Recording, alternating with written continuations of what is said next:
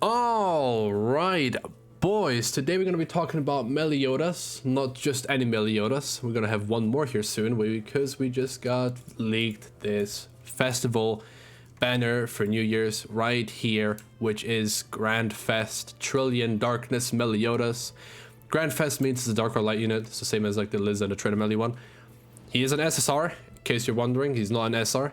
And he has Trillion Darkness. Now, the thing is, I reread the chapters earlier as well. And then I should have just taken the pictures when I was reading it, because honestly, finding pictures for this is horrible. Trillion Darkness is pretty cool. It's pretty difficult to put it into the game, though. It's just like one ability, right? Like, it can't be an attack. It can't just be an attack card that's like you attack with Trillion Darkness. It can't, right? So I think they can't make it his ultimate either, because if they make it his ultimate, it'll be kind of like, you know, you only get to see it in his ultimate. So is he really Trillion Darkness Meliodas? So this is Purgatory Meliodas, by the way. I know the outfit's kind of weird, but this is Purgatory Meliodas. So I was thinking, how do you make Trillion Darkness work in game? And I was like, make it a passive. And there's two ways to do this. Make it like, before I get into like how they would use it outside the passive. If it's a passive, it'll be the Trillion Darkness orbs flying around him. And then if certain conditions are met and certain cards are used or whatever, which I'll get to later, then he will shoot out those darkness orbs around him on the enemy, right? And this could be an AoE. This could hit two people. This could hit all three if you like had them all marked, let's say, which again I'll talk about later. Or or they could make it that it scales with his ultimate, because that's their new favorite thing now since the one ultimate, I assume. And what that achieves is it makes it so for every ultimate level, right? Like the one gets more revives, he gets more orbs around him as a passive outside the old level. The more ult you have in him, right? The same way the revives work, and it affects the one's passive. He could have a second passive in his ultimate that is just about the darkness stuff, the Trillion Darkness, right?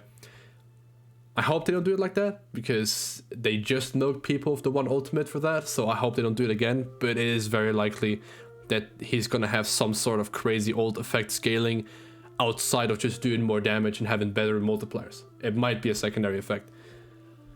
Now, the way I want them to handle it is he has an offensive card and a defensive card. If it's a stance card, that's really cool. If it's actually a really real stance card, make it full counter, because we don't have a full counter Meliodas. We have an SR. That's the only full counter Meliodas we have. Kind of weird. And then this guy's revenge counter, so it doesn't count. But make a full counter and make it work differently, right? I think stance cards, counter cards, are shit. Because like if you taunt, right? Let's say Chandler's counter, right?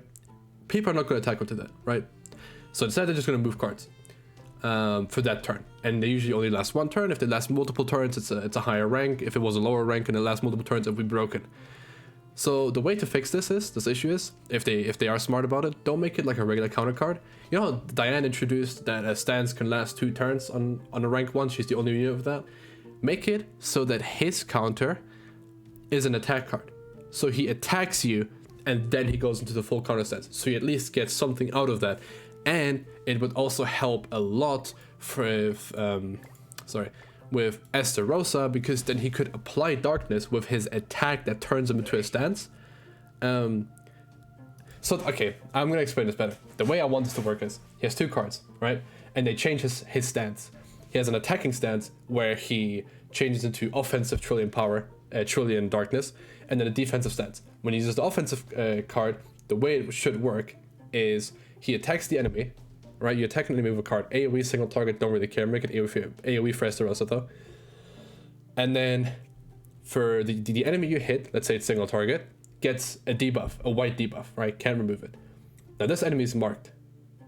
And what that means is, at the end of the turn, his passive will go off and it'll do an additional strike. It'll shoot out the orbs. Okay?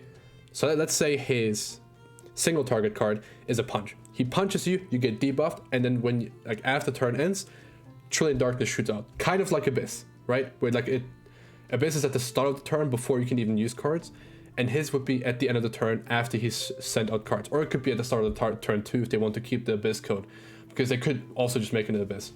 So So that's his offensive card, right? It marks you and stuff. And then his defensive card is he attacks you, it doesn't mark you, but then he goes into full counter. And then the like Trillion Darkness Orbs would hover around him, sort of protective. And when you attack him, while he has that stance up or he takes damage, it would mark the person that dealt damage to him, right? I think that would be a sick way. And then at the end, it would like shoot at the Trillion Darkness. And then his ultimate could just be a really fancy Trillion Darkness animation. I think that would be perfect if I was a designer. That, and then obviously the Trillion Darkness stuff, that's part of his ultimate passive, not of his real passive. His real passive has some like extra stuff with stats, double damage against demons or something because he hates them. XYZ this, XYZ this, right? All sorts of stats, manipulations, he's broken, whatever, right? Obviously, debuff immunity, stun immunity, attack seal immunity. Also, when he hits you, it counts as 2 hits because the one ultimate needs to die quicker. Something, right? I don't know. Regardless, I think that concept of Trillion Darkness being a passive in his ultimate, and then if you have it, so you know how like Escanor has at 2/6 he gets 2 revives, and at 4/6 he gets 3 revives, and at 6/6 he gets 6 revives, 4 revives. Imagine 6 revives. I'd actually uninstall. They could do it till at like at 1/6 the debuff lasts 1 turn. At 2/6 the debuffs last 2 turns, right? So if he's hitting you, you're marked for the next 2 turns. At 4/6 it lowers the defense related stats of the person that is affected, and then at 6/6 it I actually don't know, it just does more damage or something, right? I don't know, something like that. Or they could make it because 2 turns actually kind of broken. 1/6 just hits like it's just normal, right? When you use the offensive card, it applies a debuff for 1 turn. Defensive card, they hit you, it applies it for 1 turn. 2/6 it does extra damage, right? It's like actually I wouldn't know how they would do it, but it just does that extra damage based on something, so it's a bit more like interactive. And then at 4/6 it would do the defense lower, and at 6/6 it would do the 2 turns, because 2 turns is kind of broken, like we have to put it on 6/6.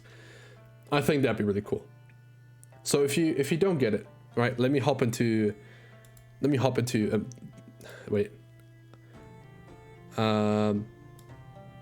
who's someone that has a base single target that can also debuff? No one. King, Fest King has Abyss and a single target card.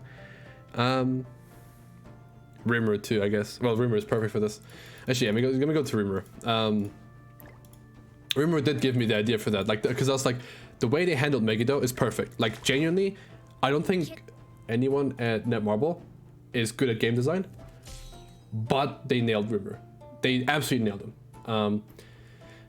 Now, the way this would work is, okay, let's say I have these orbs hovering around me now, right? I use my offensive card, my offensive attacking card. This puts me in offensive stance. If you know Pokemon, Aegislash, right? If it's a shield form and a sword form, right? This would put me in a sword form, in the offensive stance, right? Which, based on my real passive, would give me buffs, right? Like I do more damage stuff. Dude, this unit is so sick in my head, bro. But Netmarble is gonna make him Unga Bunga stupid because this game is like just lacks any sort of depth and is made for toddlers. But regardless, I just attacked him, so I'm in offensive stance, right?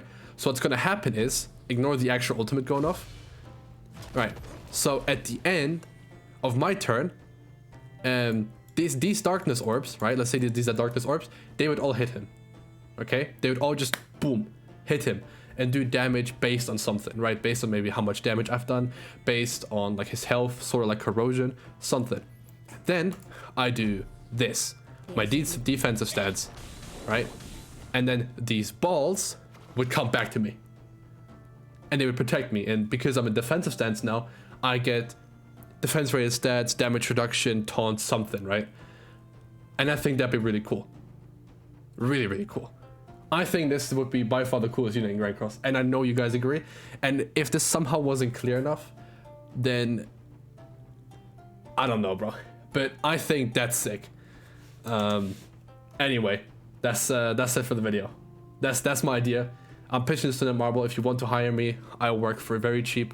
I will fix Grand Cross and I will make units that have actual cool designs to them, like Rimmer. I gotta say, okay, His passive and his ultimate, you did sick. Everything else about Rimuru is kind of shit and boring, but like, fair enough. You could have had like a little Easter egg in his passive that like, if you turn on auto, Rimuru's eyes glow red. Why can't I inspect them? Is it because he's here? No, still can't inspect him. Can't inspect him. Nope. Can you not? I swear you can inspect. Whatever.